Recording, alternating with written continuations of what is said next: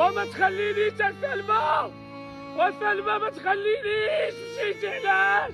الموت يخطف حياة التيك توكر المعروفة بسلمى مرتيبو، وهذه التفاصيل وسبب وفاتها وآخر لحظات حياتها.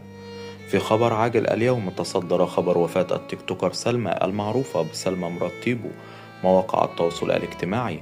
فما سبب وفاتها وكيف كانت آخر أيام حياتها؟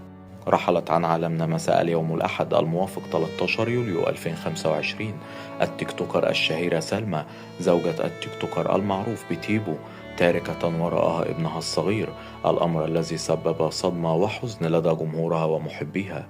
سلمى يوتيوبر وناشطة اجتماعية، وتعتبر من أشهر الشخصيات على مواقع التواصل الاجتماعي وخاصة التيك توك، حيث بلغ عدد متابعيها هي وزوجها على التيك توك ما يتجاوز 1.4 مليون متابع، حيث رحلت بعد صراع طويل مع المرض.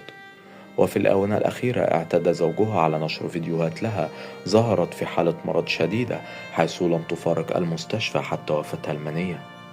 رحمها الله وألهم الأهل الصبر والسلوان.